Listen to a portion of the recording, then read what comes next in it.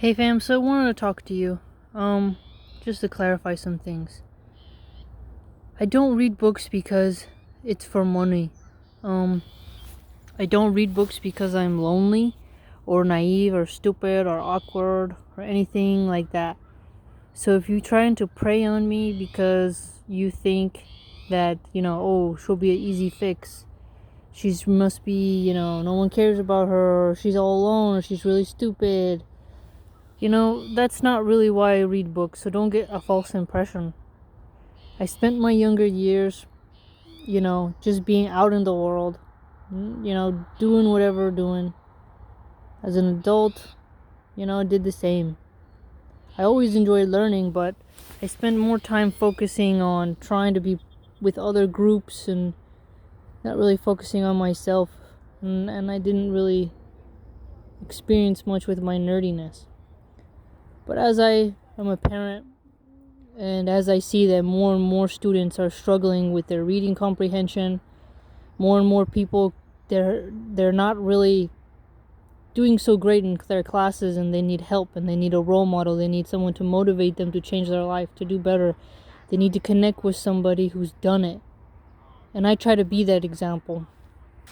People get mad at me in the real life, on the digital realm, why I don't hang out with them, why they think I'm stuck up, they think I'm conceited or arrogant or all these weird names that they put on me. But it's not that, it's just I'm an introvert. I like to be like a hermit now. I think after a certain age, if you've experienced enough in life, you realize, like, okay, I saw it all, now I just want to relax. And just think about this. When I read, I'm not alone. There's other people there listening to me, but they sit very quietly in person. So I'm not alone. I'm never alone. So don't think that I'm just isolated, doing nothing, or not taking care of little ones. There's little ones there listening very quietly, like good little angels, listening to every single book I read, even the boring ones. Okay? There's always someone around who's learning from me and watching me and how I do my work to all of you, plus online. So keep that in mind. If you find yourself hating me, thinking that I'm only doing things for money, you're really sadly mistaken. I've given up most of my clothes. I don't own any fancy perfumes. I have less than 5 pairs of shoes.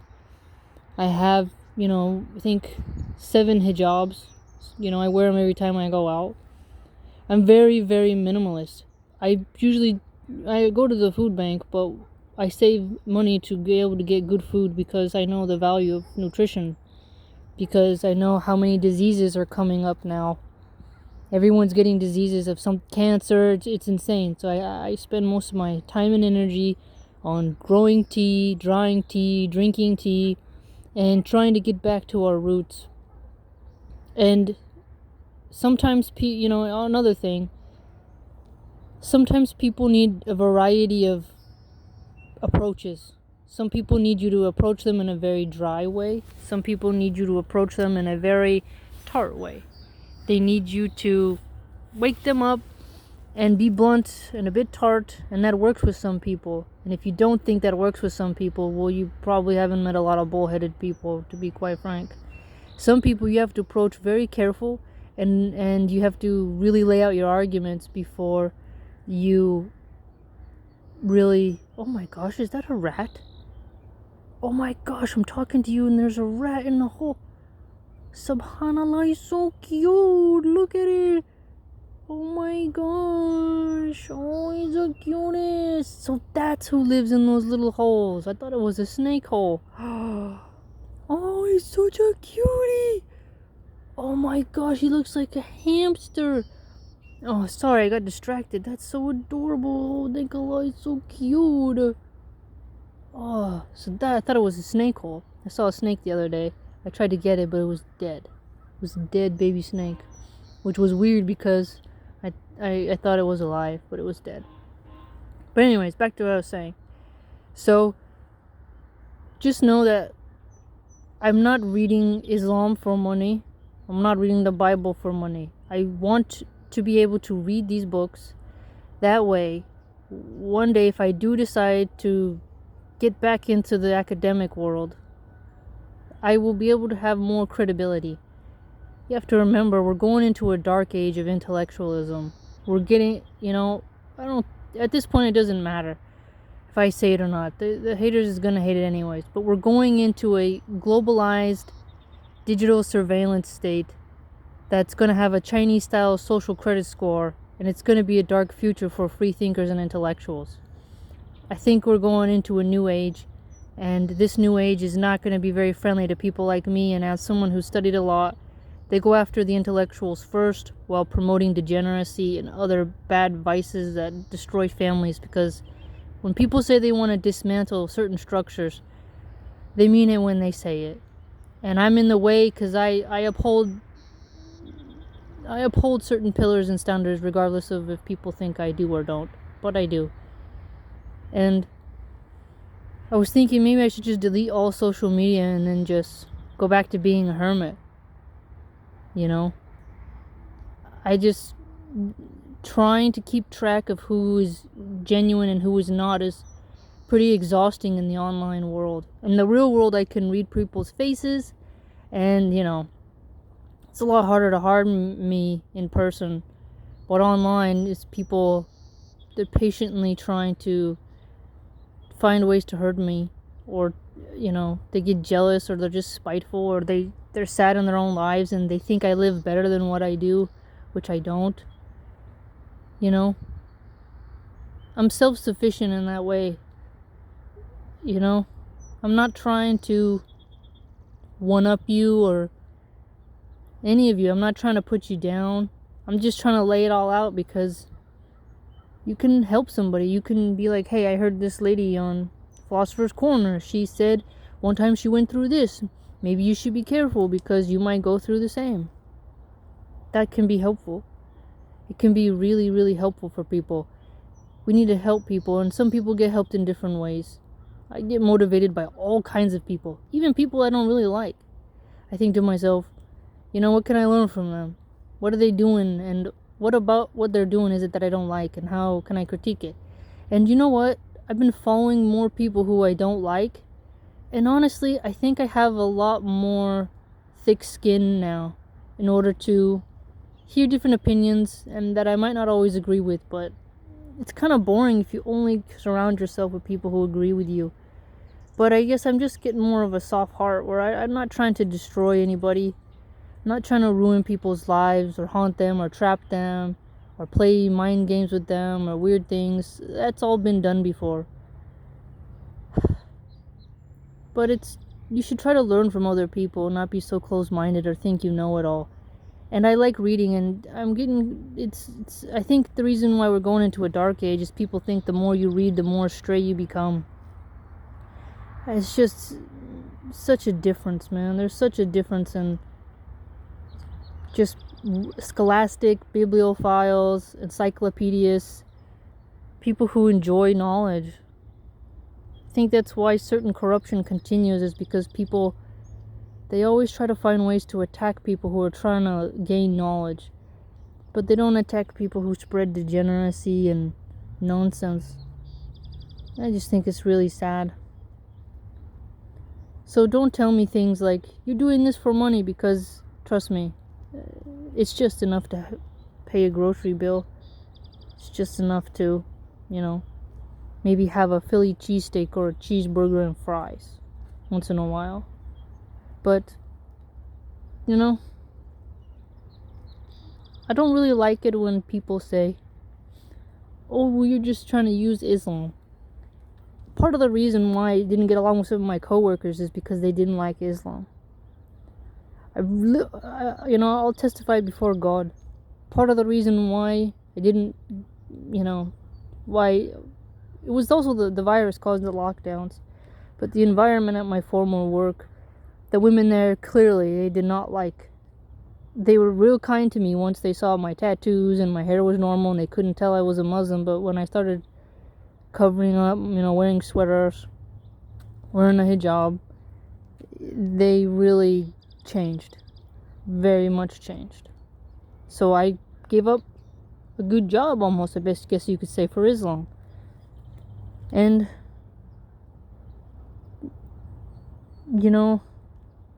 I've put in the work. I put in the work to prove myself. I've really done a lot of changing. And just because I have a little bit of the Philly flow, or, you know, a little bit of this American swagger, that doesn't mean that I'm not a good Muslim or I don't believe in God. And just because, you guys fall too much for tone. A lot of you say, oh, you have to be modest in your speech. This is quite true. But you have to remember that there's all types of personalities and consciousness, and you're not better than somebody just because you speak better. If that were true, you haven't really worked in the corporate world. Because in the corporate world, everything is clean speech, but the way in which people harm you it's brutal, even though they're not swearing at you. But don't think that I'm a loser, that, oh, you don't have any friends. I choose to stay and educate myself and offer my time for free as a sort of charity. If I wanted, I could probably set up a group and have private one-on-one sessions and make more money and not have to deal with all the blowback, or the danger that comes from the online world. But then, how did I become better was because I found better role models online. So even if you have your own life wherever you live, you gotta have a little bit of perspective. You have to remember that there's so many different types of contexts and situations in this world. And you don't need to just be fighting all the time. And sometimes the little arguments are good, Little argument at the dinner table, little dialogue, little tit for tat. It's healthy for us. Life gets boring when the river's too smooth. Sometimes you need a little bit of tussle up to wake you up. But if you find yourself really disliking me, I just kind of think that you need to really reflect, because I know my intentions are pure. And I feel secure in that. So that I know my intentions are pure, and God will see what I do. And no matter what I suffer and who attacks me for whatever they think is my goals, it doesn't matter, because, I just try to do my best. Like, for example, I'm probably going to live in Mexico. There's been arrangements made where I'll be going to the jungle. There's some construction that needs to finish first. Where I'm going to live, it's not finished being built yet. I'll be living close to some people whom I love and know. And I'll be trying to help those little kids in this very tiny rural jungle village. And you know me, I'm a snow person. I'm going to go endure the heat in the jungle so that I can educate little ones for free. And there's not going to be good internet service in the jungle. You have to pay a lot over there. It's not very good. Still got some ways to go on it. But that's part of my goal, is that I'm going to learn as much as I can. Put as much information online for everyone who they can access it years from now. And my descendants and family members and bosses, they can see it. They can see the work. See that I know what I'm talking about. Because remember, a lot of people say they read and they really don't. A lot of these book review channels, they just hold the book up and tell you they read it, and then people think that, oh, they really got it. You'd be surprised how many students, they go on like quick notes or something quick and summarize it, and then they just try to pass the test. That's not what I'm trying to do. I'm trying to really take my time and learn, because only that way will I learn. And if you get mad like, oh, you shouldn't read this book or that book, you have to have all kinds of arrows in your arsenal. And for example, let's say someone's a Christian and they tell me something and I say, hey, you know what? I actually read that that's not factually correct. And they could be like, oh, you're right. My bad. Like, because I read it, I can correct them. And let's say they read something, they can correct me. And if you get a degree in theology, you're going to have to read anyways. So everyone has a different purpose in life. And when you judge people, you have to, oh, look, he's back. He's back. Look, he's in the hall. Oh, it's such a cutie. Oh my gosh. See, even he's listening to us. I'll have mercy on him, little cutie. There's turkey vultures, though. You gotta be careful. Turkey vultures and the hawks are out. But you just gotta look at what are someone's goals. And before you, like, here's a tip. If you go on a YouTube channel and you are like new to it, you should always check out like the playlists and see what the channel is about before you start becoming a hater, right? No one's paying me to read any Christian texts, okay? Oh, I love cutie, you wanna know? I want to put that out there. I read them because I enjoy it. And you're gonna hear about them if you take history or just in general. There's just so many classes that cover the works I'm covering. And professors, if you've read it, you're gonna write a better essay, right? And sometimes while you're washing dishes or you're fixing your toilet or you're in your garden, you got your headphones on, you can hear me read without you having to sit down and do it. It's kind of like a favor. I mean, I think I have a nice voice. I don't do fancy video editing to make it all like slick and fashion, because then I'm not visual, I'm more audio. I don't really know if you guys get that. I would prefer just like radio, like me, just my voice, not really me on camera. That's really my goal. And that's really what I enjoy doing, but try to have some perspective, okay? I just don't understand. I mean, I guess with those, so many people have been talking about it on the underground. We're going into a new age. And whenever there's a new age change, they go for the intellectual and the free first. But the prophet, he suffered worse. Joseph, all of them. Even all the great military figures in the world. Even great female entrepreneurs.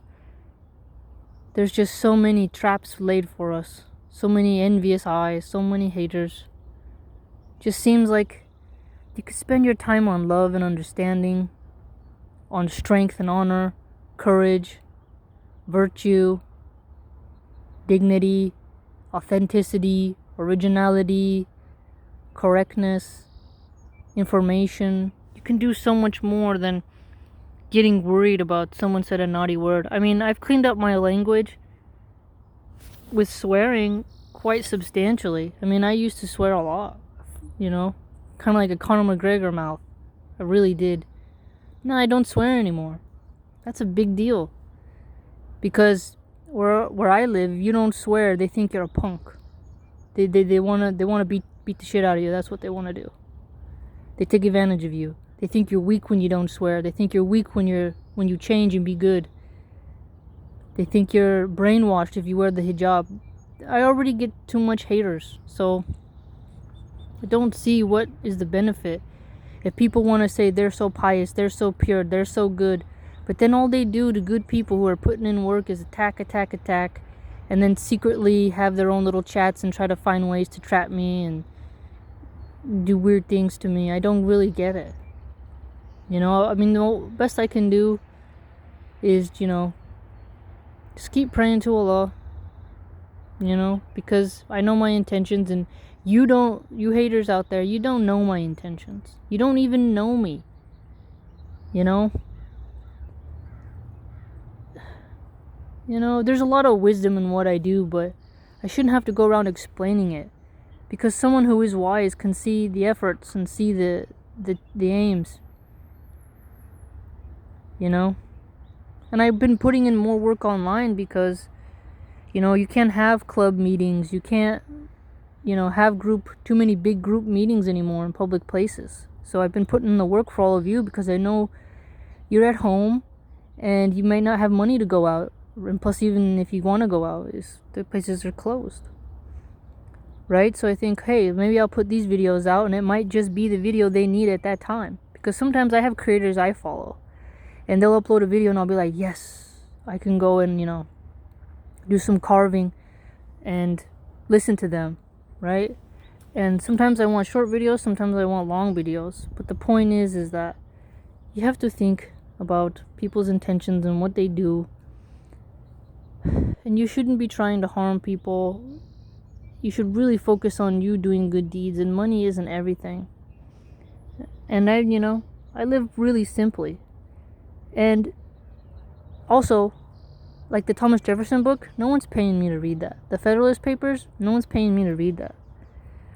The only books that people give me little donations for, I mention. And I'm reading the Hadiths because I want to be educated, because I want to know, and they're beautiful. And I feel like I'm learning more about what it means to be a Muslim. It's a lot of work to learn how... Oops, mosquito. Get out of here.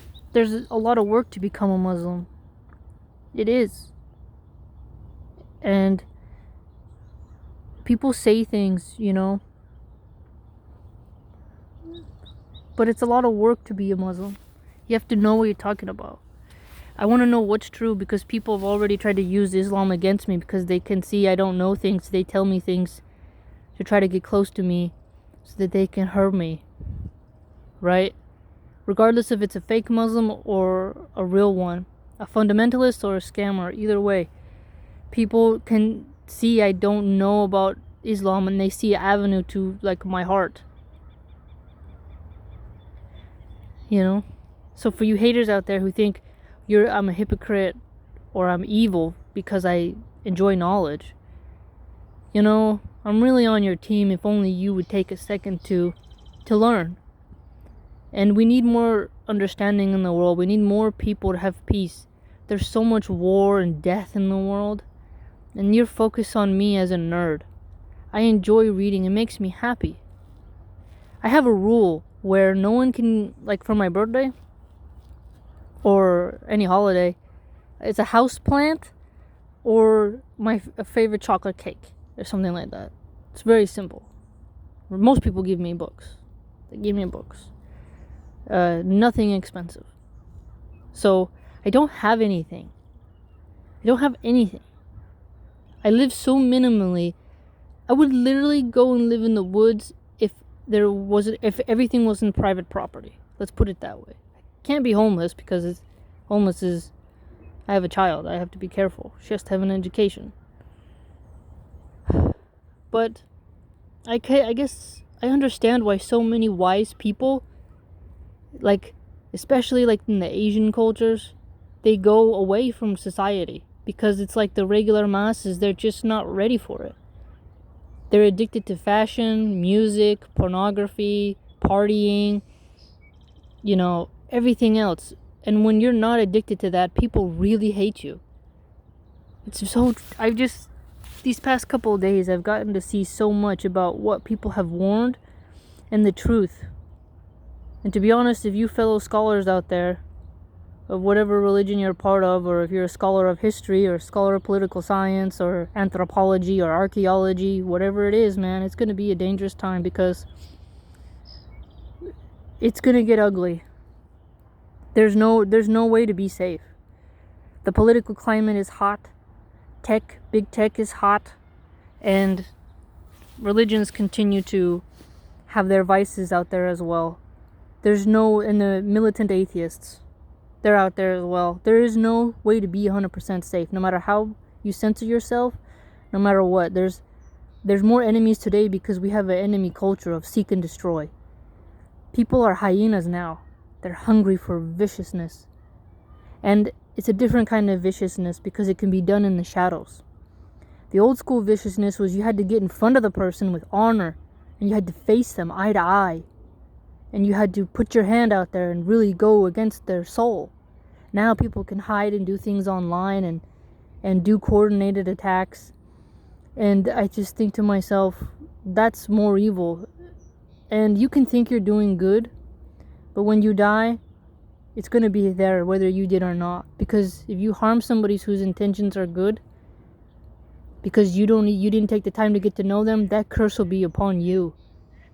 Especially, doesn't the Hadith say that you should fear the person who calls out to Allah to curse you, especially if they're a righteous believer and they have true intentions, right? You should fear that. And if you're doing crimes to get money, to do weird things, right, you're going to pay for that in the end, because the prisons are filled with people who do blue collar crimes like that. White collar crimes, financial crimes, stuff like that. You may enjoy your fear for a while, your high of what you've done to somebody, but it comes back. And as Allah says, it will come back in a way you don't expect. You can't prepare. No one can prepare. And Allah has taught me this quite extensively.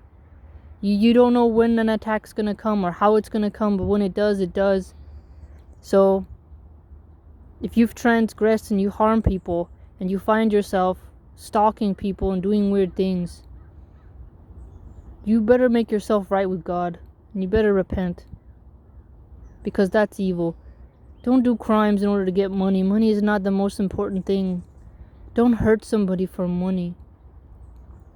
And also, if you keep trying to stalk me, and you say, oh, well, we want to see like naughty pictures of me.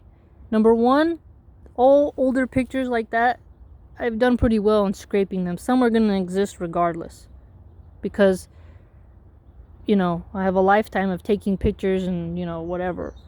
But ladies, if you're trying to,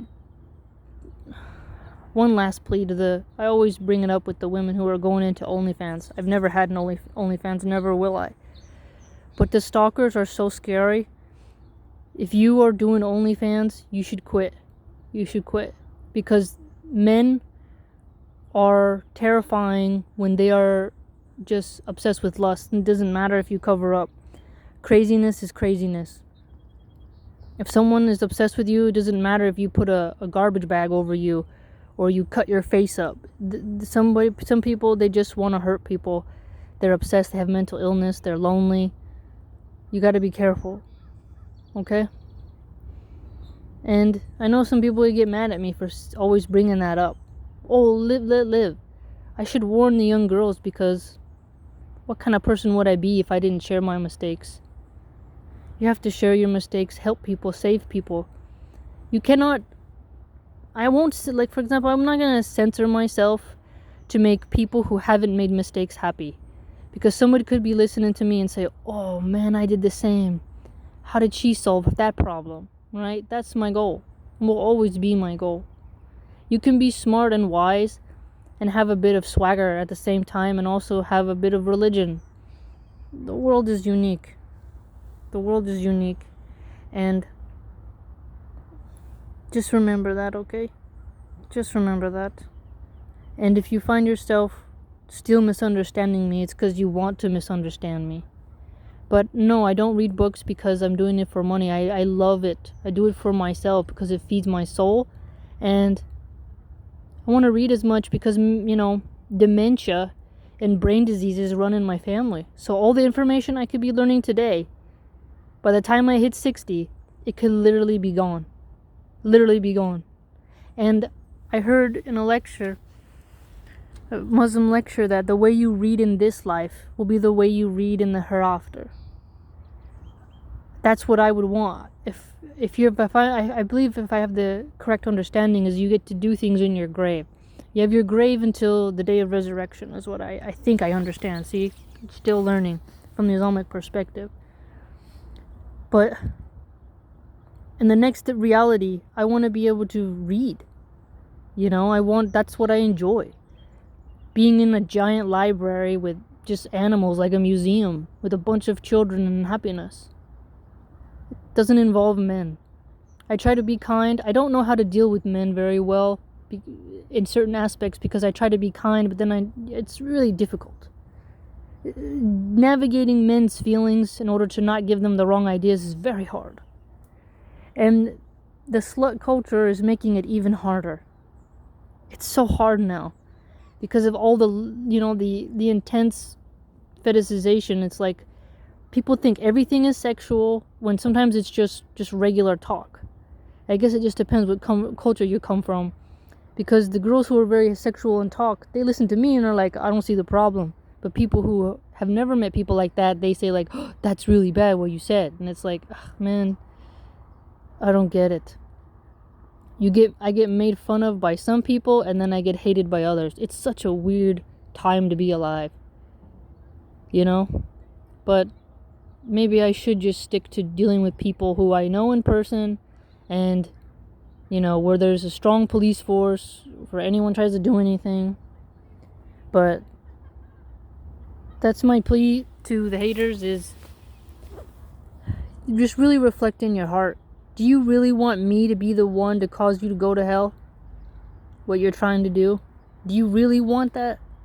Is it worth it? I get scared now a little bit more when I think about what happens on the other side.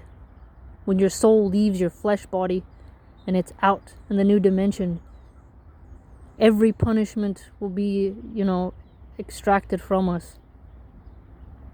So you have to think about that. Is it worth, is you targeting me for the sake of me reading books because I enjoy it and giving people free knowledge who don't have access to a good library or a good internet connection or any other means? Is it worth it?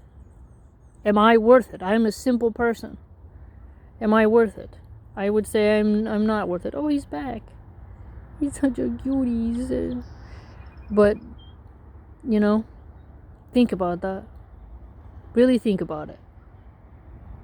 And don't think, oh, I'm neglecting any of the little ones. No, I'm not. They're there.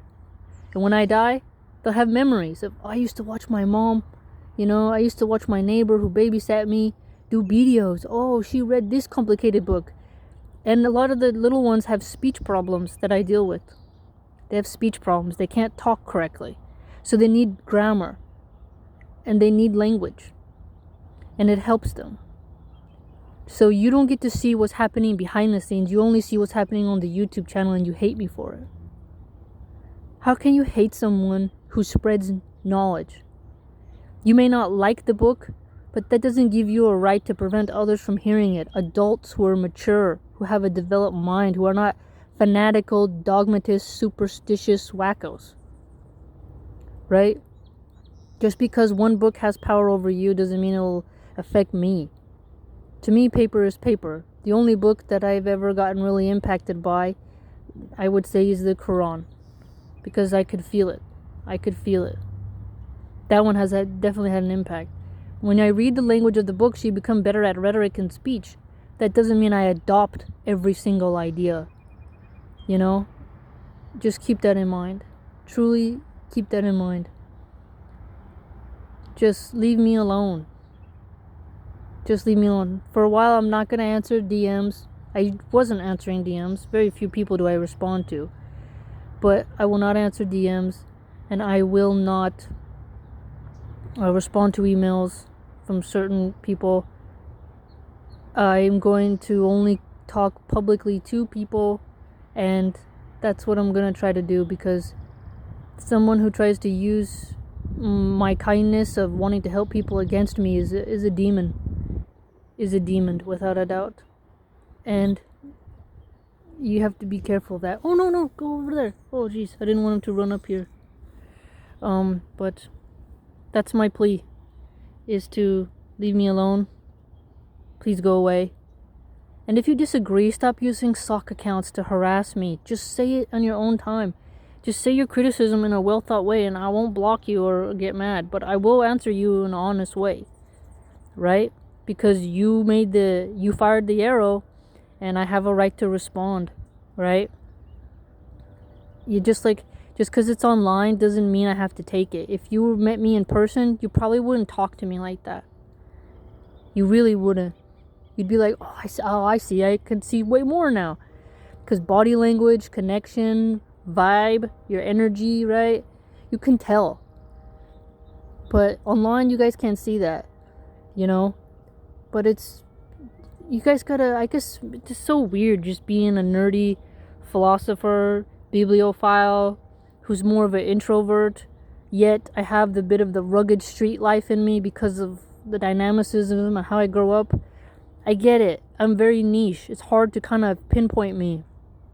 But because it's hard to pinpoint me, you shouldn't be judging me and labeling me when maybe you haven't met a lot of dynamic personalities. Like me, I've met so many different kinds of personalities and so many different kinds of people with mental illness. Very few people surprise me anymore, except for those who use love like a love. I don't mean like love like, oh, te quiero, I love you. No, I mean like They use niceness to get close to you in order to milk information from you to try to hurt you. I'm not talking like that's a sneaky way, you know? But I'm not talking, that's more of a psychopathic personality.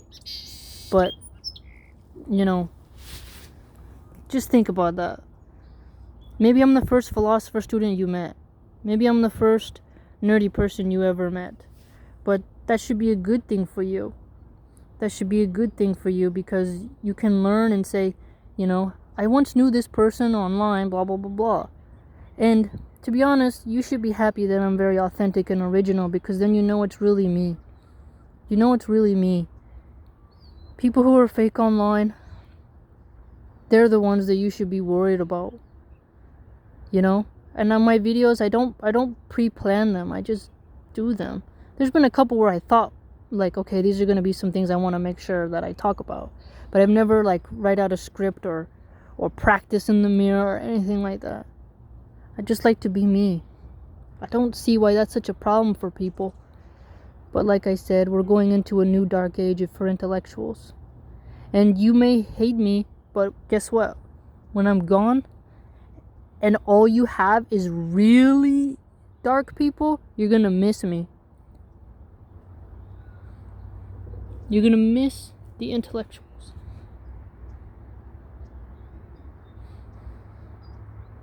You will. Because I miss them. It's a dangerous time to be free. Dangerous time. And what's happening here in California is going to come to you eventually, so. The censorship will only get worse. Now people have talked about banning the Bible in school. People have started saying Jesus is a racist. They're coming after religion really bad. So while you're attacking me for reading different religious texts, one day if I stand in front of a law judge and I have to argue on behalf of religion, you will love me then.